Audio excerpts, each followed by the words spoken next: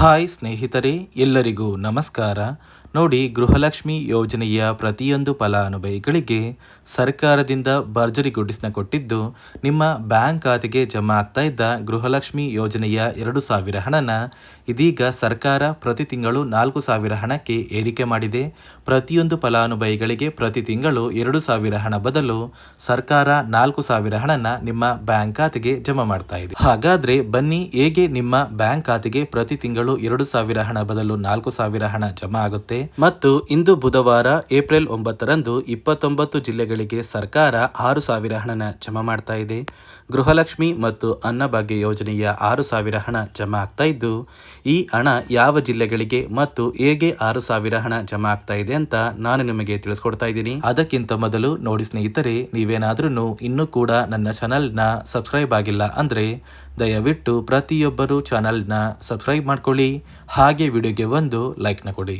ಹೌದು ವೀಕ್ಷಕರೇ, ಗೃಹಲಕ್ಷ್ಮಿ ಯೋಜನೆಯ ಪ್ರತಿಯೊಂದು ಫಲಾನುಭವಿಗಳಿಗೆ ಸರ್ಕಾರದಿಂದ ಭರ್ಜರಿ ಗುಡಿಸ್ನ ಕೊಟ್ಟಿದ್ದು, ಗೃಹಲಕ್ಷ್ಮಿ ಯೋಜನೆಯ 2,000 ಹಣನ ಇದೀಗ ಸರ್ಕಾರ 4,000 ಹಣವಾಗಿ ಏರಿಕೆ ಮಾಡ್ತಾ ಇದೆ. ಈ ಒಂದು ಮಾಹಿತಿ ನಿಜನ ಅಂತ ನೀವು ಕೇಳಿದ್ರೆ, ಹೌದು ವೀಕ್ಷಕರೇ, ಪ್ರತಿಯೊಂದು ಫಲಾನುಭವಿಗಳಿಗೆ ಪ್ರತಿ ತಿಂಗಳು 2,000 ಹಣ ಬದಲು 4,000 ಹಣನ ಜಮಾ ಮಾಡ್ತೀವಿ ಅಂತ ಸರ್ಕಾರ ಒಂದು ಮುಖ್ಯವಾದ ಮಾಹಿತಿನ ಕೊಟ್ಟಿದ್ದು, ನಿಮ್ಮ ಬ್ಯಾಂಕ್ ಖಾತೆಗೆ ಯಾವಾಗ ಸರ್ಕಾರ 4,000 ಹಣನ ಜಮಾ ಮಾಡುತ್ತೆ ಅಂತ ನೀವು ಕೇಳ್ಬೋದು. ನೋಡಿ ವೀಕ್ಷಕರೇ, ಸರ್ಕಾರದಿಂದ ಬಂದಿರುವಂತಹ ಒಂದು ಮಾಹಿತಿಯ ಪ್ರಕಾರ ಕಾಂಗ್ರೆಸ್ ಸರ್ಕಾರ ಅಧಿಕಾರಕ್ಕೆ ಬಂದಾಗ ಗೃಹಲಕ್ಷ್ಮಿ ಯೋಜನೆಯ 2,000 ಹಣನ ಜಾರಿಗೆ ತಂದ್ರು. ಅದೇ ರೀತಿ 5 ವರ್ಷಗಳು ಆದ್ಮೇಲೆ ಅಂದ್ರೆ ಮುಂದೆ ಬರುವಂತಹ ಒಂದು ಚುನಾವಣೆಯಲ್ಲಿ ಕಾಂಗ್ರೆಸ್ ಸರ್ಕಾರ ಮತ್ತೆ ಅಧಿಕಾರಕ್ಕೆ ಬಂದರೆ ನಿಮ್ಮ ಬ್ಯಾಂಕ್ ಖಾತೆಗೆ ಜಮಾ ಆಗ್ತಾ ಇರುವಂತಹ ಗೃಹಲಕ್ಷ್ಮಿ ಯೋಜನೆಯ 2,000 ಹಣ ಏನಿದೆ, ಆ 2,000 ಹಣನ 4,000 ಹಣಕ್ಕೆ ಏರಿಕೆ ಮಾಡ್ತೀವಿ ಅಂತ ಕಾಂಗ್ರೆಸ್ ಸರ್ಕಾರದ ಸಚಿವರೊಬ್ಬರು ಒಂದು ಮುಖ್ಯವಾದ ಮಾಹಿತಿನ ಕೊಟ್ಟಿದ್ದಾರೆ.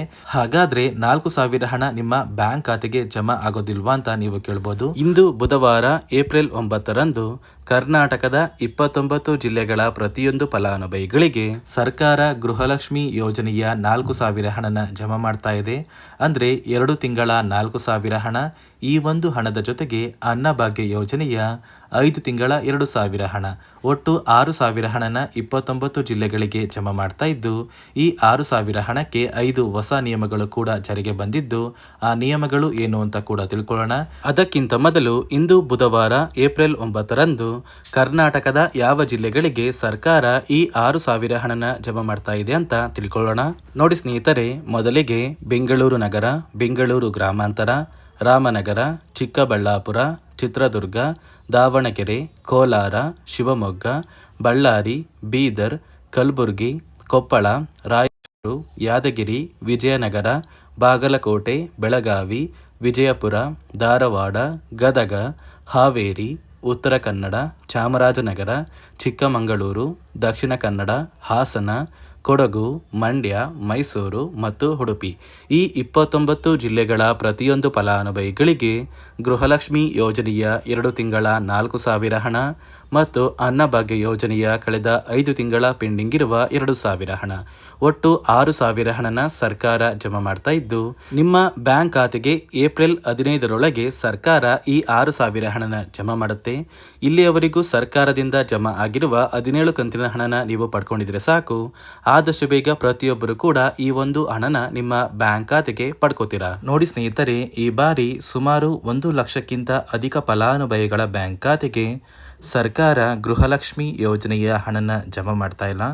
ಕಾರಣ ಏನು ಅಂದರೆ, ನಿಮ್ಮ ಬ್ಯಾಂಕ್ ಖಾತೆಗೆ ಡಿಬಿಟ್ ಮೂಲಕ ಹಣ ಜಮಾ ಮಾಡುವಂತಹ ಸಂದರ್ಭದಲ್ಲಿ ಸರ್ಕಾರ ಸಾಕಷ್ಟು ಫಲಾನುಭವಿಗಳ ಒಂದು ಬ್ಯಾಂಕ್ ಖಾತೆಗೆ ಹಣ ಜಮಾ ಮಾಡೋದನ್ನು ಕ್ಯಾನ್ಸಲ್ ಮಾಡಿದೆ. ಯಾಕಂದರೆ ಇತ್ತೀಚೆಗೆ ಹಣಕಾಸು ಇಲಾಖೆ ಜಾರಿಗೆ ತಂದಿರುವ 5 ನಿಯಮಗಳ ಆಧಾರದ ಮೇಲೆ ಪ್ರತಿಯೊಂದು ಫಲಾನುಭವಿಗಳಿಗೆ ಸರ್ಕಾರ ಈ ಒಂದು ಹಣನ ಜಮಾ ಮಾಡ್ತಾ ಇದ್ದು, ಯಾರೆಲ್ಲ ಫಲಾನುಭವಿಗಳು ಈ ನಿಯಮಗಳನ್ನ ಪಾಲಿಸಿಲ್ಲ, ನಿಮ್ಮ ಬ್ಯಾಂಕ್ ಖಾತೆಗೂ ಕೂಡ ಹಣ ಜಮಾ ಆಗೋದಿಲ್ಲ.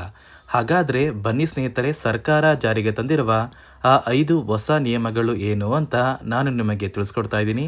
ನೋಡಿ ಸ್ನೇಹಿತರೆ, ಮೊದಲನೆಯ ಒಂದು ನಿಯಮ ಬಂದು, ಸಾಕಷ್ಟು ಫಲಾನುಭವಿಗಳು ಹೊಂದಿರುವಂತಹ ಒಂದು ರೇಷನ್ ಕಾರ್ಡ್ ಏನಿದೆ, ಆ ಒಂದು ರೇಷನ್ ಕಾರ್ಡ್ನ ಮನೆಯ ಸದಸ್ಯರ ಪ್ರತಿಯೊಬ್ಬರ ಒಂದು ಆಧಾರ್ ಕಾರ್ಡ್ನ ನಿಮ್ಮ ರೇಷನ್ ಕಾರ್ಡ್ಗೆ ಕಡ್ಡಾಯವಾಗಿ ಲಿಂಕ್ ಮಾಡಿಸ್ಬೇಕು.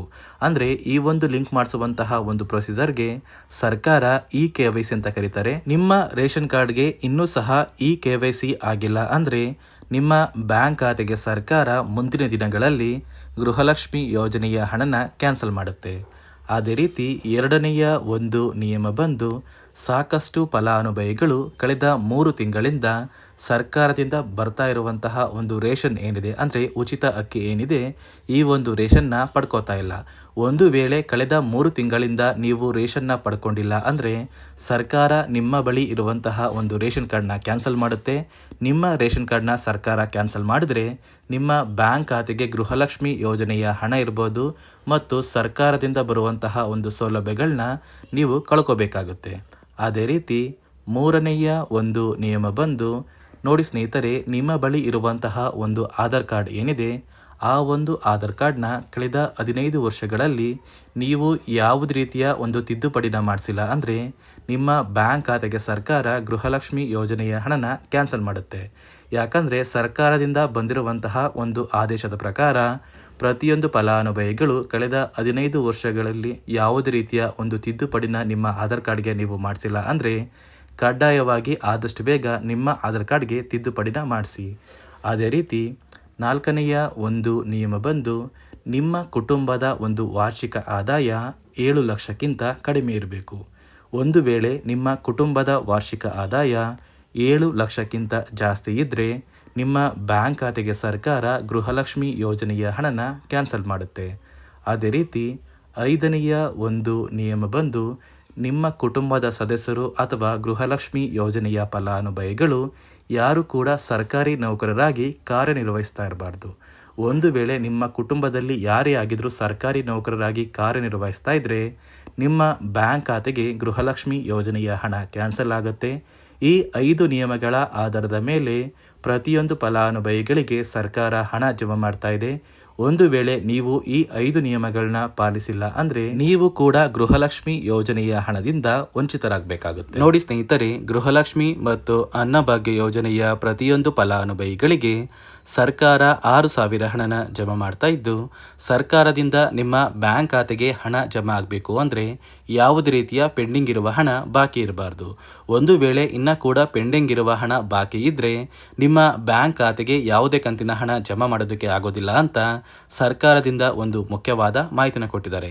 ಅದೇ ರೀತಿ ಗೃಹಲಕ್ಷ್ಮಿ ಮತ್ತು ಅನ್ನಭಾಗ್ಯ ಯೋಜನೆಯ ಪ್ರತಿಯೊಬ್ಬರಿಗೂ ಏಪ್ರಿಲ್ 15ರಷ್ಟರಲ್ಲಿ ಈ 6,000 ಹಣ ನಿಮ್ಮ ಬ್ಯಾಂಕ್ ಖಾತೆಗೆ ಬಂದು ತಲುಪುತ್ತೆ ಅಂತ ಹೇಳ್ತಾ, ಇದಿಷ್ಟು ಸರ್ಕಾರದಿಂದ ಪ್ರತಿಯೊಂದು ಫಲಾನುಭವಿಗಳಿಗೆ ಬಂದಿರುವಂತಹ ಒಂದು ಹೊಸ ಮಾಹಿತಿಯಾಗಿದೆ.